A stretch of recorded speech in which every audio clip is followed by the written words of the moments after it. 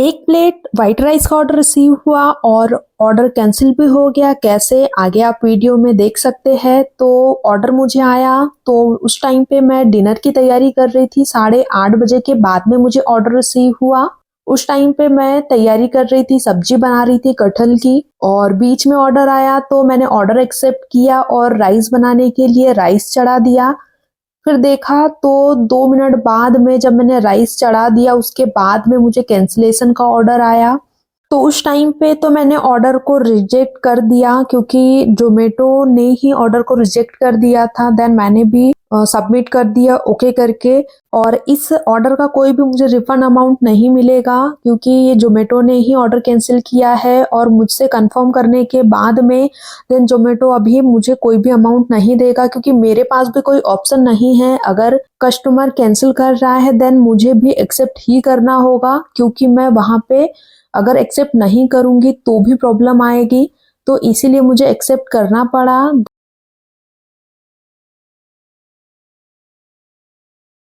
चावल तो मैंने चढ़ा लिया था और घर के लिए भी मैंने चावल को सोक करने के लिए रख दिया था, और अब 2-2 चावल बन चुके हैं, बट अब क्या कर सकते हैं।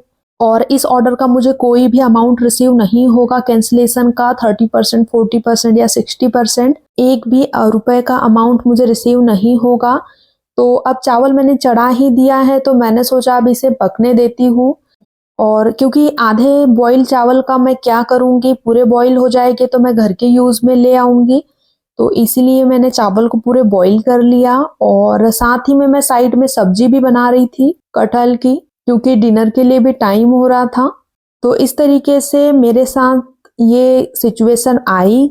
और उसके बाद में जब मैंने राइस में बनाई रही थी, राइस बन चुके थे, और उसके बाद में मुझे फिर जस्ट 5 मिनट बाद में मुझे ऑर्डर रिसीव हुआ। तो ऑर्डर था 2 प्लेट छोले भटूरे का। तो जल्दी जल्दी से मैंने चावल को हटाया, सब्जी बना रही थी उसे मैंने रोक दिया, सारी चीजें मैंने अलग कर दी। उसके बाद मैं ऑर्डर की तैयारी में लग गई, क्योंकि ऑर्डर के लिए ज़्यादा टाइम नहीं था, 16 से 17 मिनट थे। तो मुझे ये सारी चीज़ें हटा के और ऑर्डर भी रेडी करना था, तो उसमें भी टाइम लग जाता। और आज मेरे पास टमाटर की प्यूरी ख़त्म हो गई, टमाटर वाली ग्रेवी काफ़ी कम बची हुई थी। तो टमाटर को मैं पीस रही हूँ, क्योंकि टमाटर को मैंने पहले ही फ्राई करके रख दिया था फ्रिज में, और जब भी ऑर्डर आता है तो इमरजेंसी में मैं यूज़ कर लेती हूँ। टमाटर की ग्रेवी मैं पीस ही रही थी कि मेरे पास कस्टमर का कॉल आ गया। देन मैंने बात की उनसे।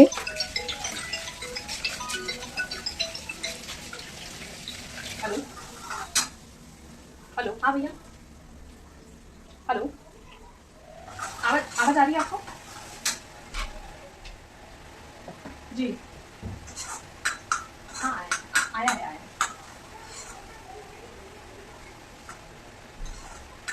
हाँ हाँ, कर लो, कोई प्रॉब्लम नहीं।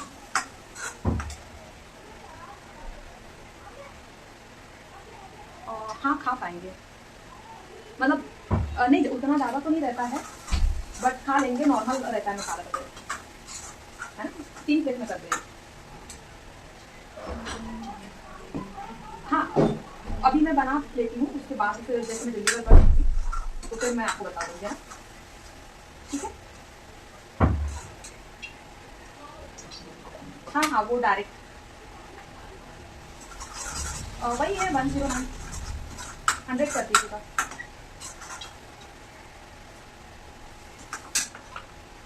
नहीं, इसी नंबर पे। हाँ, गूगल पे। हाँ हाँ, ठीक। हाँ हाँ, ठीक है। ओके ओके भैया। हाँ, फ़ोन पे हो जाएगा, वैसे तो गूगल पे मैं इस पर चला थी। हाँ हाँ, ठीक ठीक है भैया। Okay, thank you. तो ऑर्डर को रेडी ही कर रही थी, तैयारी कर रही थी ऑर्डर के लिए, और कस्टमर का कॉल आ गया कि मैम मैंने 2 प्लेट छोले भटूरे ऑर्डर किए हैं और उनको 3 प्लेट छोले भटूरे चाहिए। तो उनका कहना ये था कि 2 प्लेट तो मैंने ऑर्डर कर दिया है, और 1 प्लेट और आप उसमें ऐड कर दीजिएगा, और जो भी अमाउंट रहेगा वो मैं आपको डायरेक्ट सेंड कर दूंगा। तो फिर मैंने कंफर्म किया, मैंने बोला हाँ ठीक है, आपको मैं पैक करके दे दूंगी 3 प्लेट। देन आप अमाउंट कर दीजिएगा। तो पहले मैंने 100 रुपीज़ का बोला था, देन बाद में कस्टमर ने जब ऑर्डर उनके पास गया उसके बाद में कस्टमर बोले कि मैम आपको मैंने डायरेक्ट के लिए कहा तो आप और थोड़ा कम कर सकते हैं क्या, तो मैंने 80 रुपीज़ का अमाउंट उनसे लिया था और उन्होंने कहा था कि बच्चे भी खाएंगे तो आप थोड़ा सा मसाला कम डालिएगा, स्पाइसी थोड़ा सा कम करिएगा, तो उसके अकॉर्डिंग मैंने बनाया था।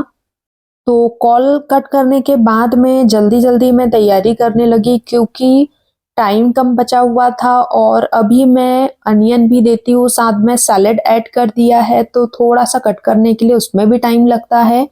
क्योंकि पहले मैं इमली की चटनी दे रही थी, देन सैलेड वगैरह नहीं दे रही थी। अब मैंने अचार और सैलेड स्टार्ट कर दिया है क्योंकि कुछ कस्टमर्स को सैलेड और अचार चाहिए था, वो डिमांड कर रहे थे, तो मैंने सोचा कि मैं चटनी हटा के अचार और सैलेड ऐड कर दूँ तो ज़्यादा सही रहेगा।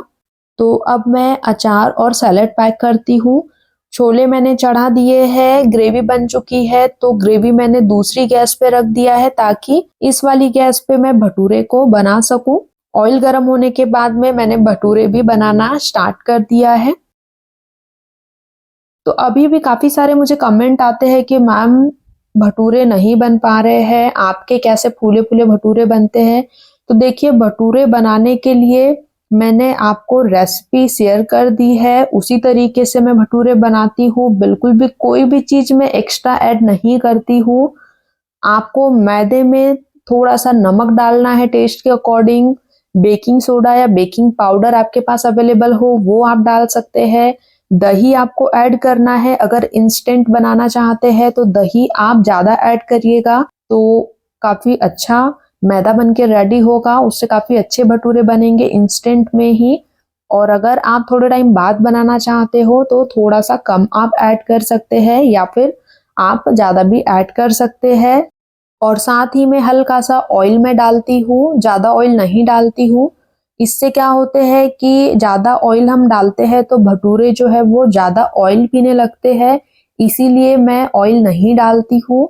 तो आप भी इस तरीके से बनाइए और थोड़ा-थोड़ा करके पानी ऐड करती हूँ। डो को मैं ज़्यादा सख्त नहीं गूँथती हूँ और ना ही ज़्यादा मैं नरम करती हूँ क्योंकि इस डो को अगर हम फ्रिज के बाहर रखते हैं तो भटूरे बनाना मुश्किल हो जाता है क्योंकि ये बहुत ज़्यादा सॉफ्ट हो जाता है, तो इसीलिए मैं इसे फ्रिज में ही रखती हूँ और जब भी बनाना होता है तो तुरंत ही निकाल कर बनाती हूँ तो इसके भटूरे अच्छे बनते हैं।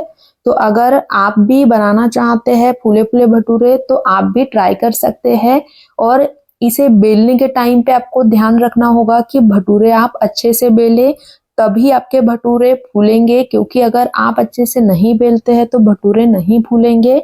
दूसरी बात ये है कि आपको भटूरों को सेकना भी अच्छे से है, तो जब ऑयल गरम हो जाए उसके बाद ही आपको ऑयल में भटूरा डालना है और भटूरे को नीचे की साइड में आपको प्रेस करना है ऑयल में, तभी भटूरा आपका फूलेगा। तो इस तरीके से ही मैं बनाती हूँ और भटूरे का कलर आपको लाइट रखना है या डार्क रखना है, ये आपके ऊपर डिपेंड करता है।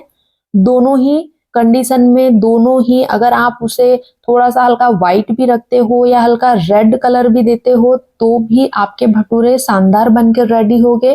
तो एक बार आप इस तरीके से ट्राई कर सकते हैं और भटूरे को जब भी आप बेलते हैं तो भटूरे की पूड़ी आपको ज़्यादा पतली नहीं करना है और न ही ज़्यादा मोटी रखनी है, नॉर्मल आपको रखना है। तो इसी तरीके से मैं सारे भटूरे बनाती हूँ।